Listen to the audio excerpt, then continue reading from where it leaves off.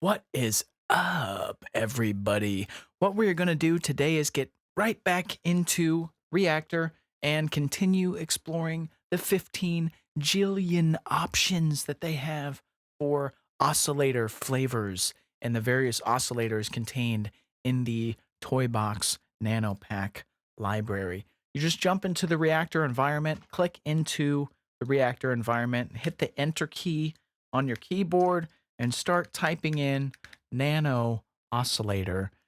Last time we jumped on, we were looking at the basic shapes oscillator. This time, we're going to take a look at the EXCITER oscillator. How does it work? What is it? How is it different from the standard oscillator offering? So we're going to take a look at that right now.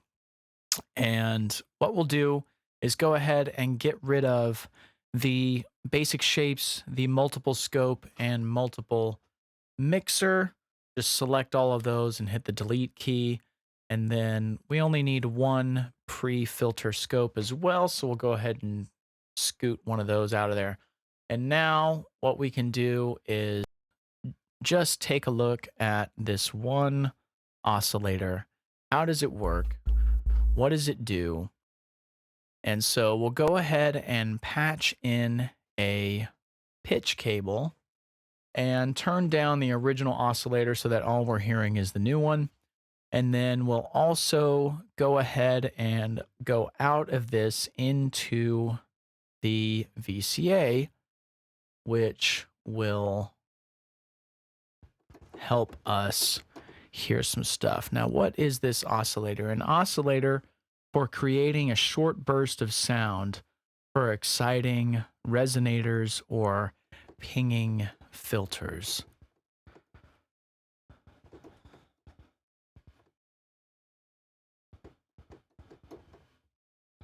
So this actually has a gate control.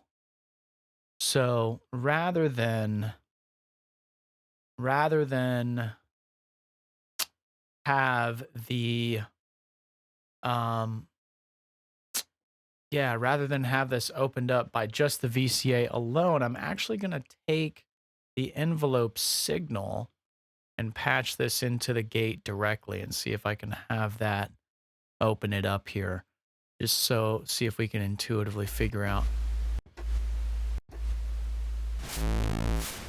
how this works. Oh yeah, we're getting some exciting stuff happening now. But obviously it only, as you can see, another major difference between this oscillator and the normal oscillator here is that the normal oscillator is working all the time. You can see as I hit my keyboard, obviously it makes a sound because it opens up this VCA, because this VCA is controlled by this envelope, because this envelope is controlled by this MIDI input, right? So it's all connected. But with this particular oscillator, there's actually a gate input on here. And so I could just plug this into the gate and just have the gate control this as well. But I would actually like some control over that gate signal. So I was trying to see if I could use the envelope connection, and it looks like that is working there and does allow for some control that will mimic just exactly the way that this other one is working. So it's still opening up the VCA, it's still plugged into the VCA and going through it, and then back into the filter here, which I can then control. So all good there.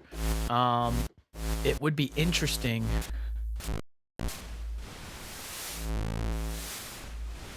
I love how some of that is just like noisy sounds. I love that. That's so awesome.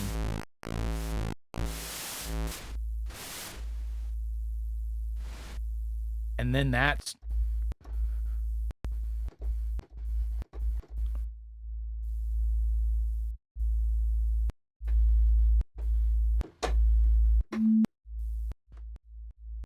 so it actually responds to the strength of the signal. So obviously it is touch sensitive, and if I'm only lightly touching my keyboard, then I'm gonna get a stronger signal if I really pound on it. So that's really, really freaking cool.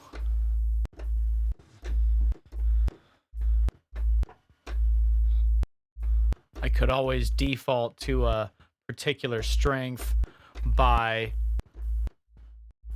No, it doesn't look like that's working either the way I expected. Anyway, cool stuff at any rate. Even though I don't fully understand how this works. And that's, I mean, I'm just going to be honest, guys. That's part of the fun of this, is going through it, figuring out how it works, you know, fully admitting, I don't know, you know, guys, sometimes I don't know. But that's why I figure it out, because I want to be able to know. I want to have some understanding of all this stuff, and I'm super interested in modular synthesis. And so, you know, what is an exciter oscillator? It is an oscillator for creating short bursts of sound for exciting resonators, filters. It's definitely...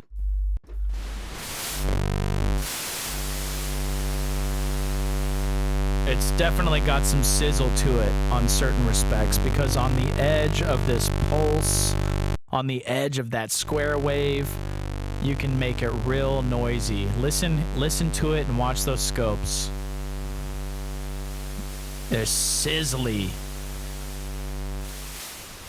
And then it just turns to complete noise, and then it grounds itself into a sizzly sine wave. I mean, just a sizzly one. If we turn it up a little bit. Ooh. Oh. The low end on that just sounds exquisite.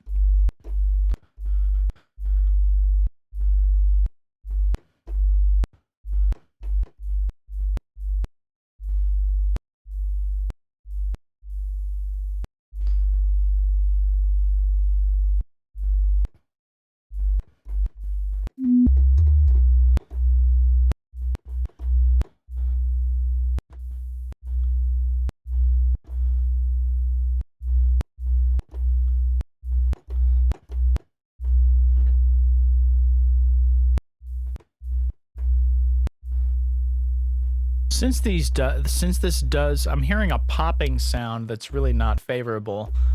Let's see if I can get rid of that by just using the gate signal from the MIDI module directly, and just see if that has any impact here.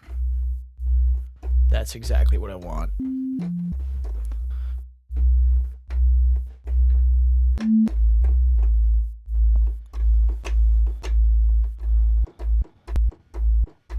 So now it's nice and tight. It's controlled by the envelope controls, which are already self-contained on this oscillator. So again, a huge difference between this and the other oscillators. It's got its own envelope. So just patch in the gate from your MIDI module directly.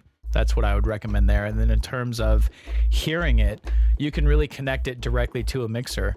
So it's going in this case right now, it's going through the VCA, you know, and it's just it's having the same you know, sort of controls applied to it as this particular envelope. If I ever wanted to uncouple it from that, I could always bypass that, just giving you guys other ideas, other options. You could always go directly from this, obviously, into your main mixer and then out, because it's already controlled here. It's already controlled by your MIDI module. It's already got its own envelope, and it is sizzly.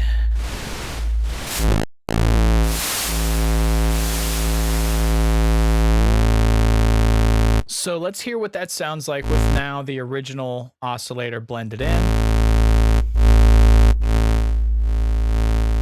Oh yeah.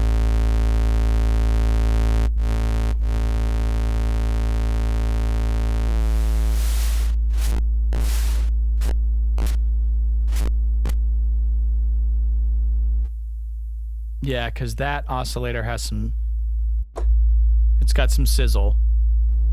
And then with this one added to it, it's just like, yeah. When you've got two slightly different sine waves doing two slightly different things, and you add them together, it's just exquisite.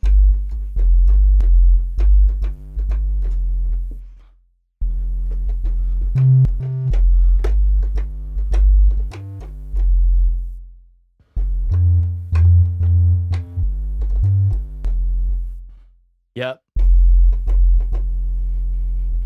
Now let's modulate it a little bit. I'm gonna take an LFO shape and just chuck it into the style input and see. That's gonna obviously do some crazy things here by flipping between the styles.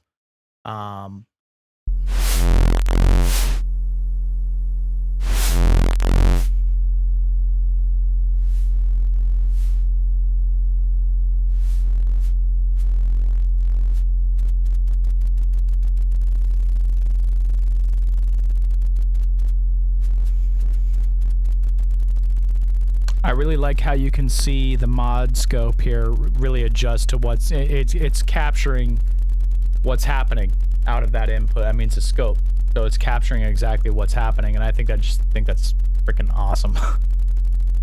So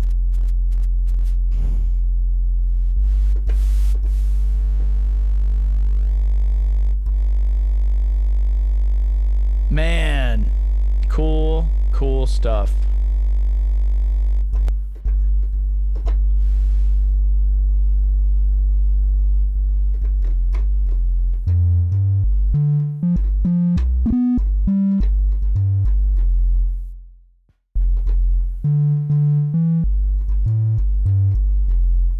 Oh.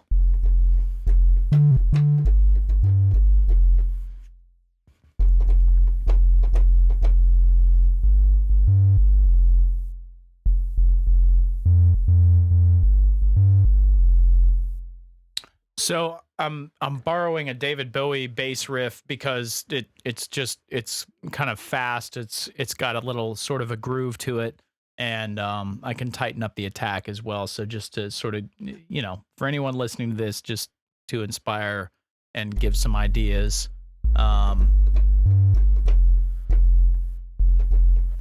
Try not to play the same stuff all the time.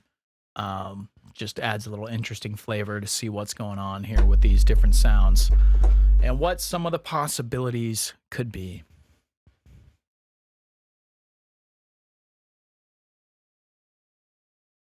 Until next time.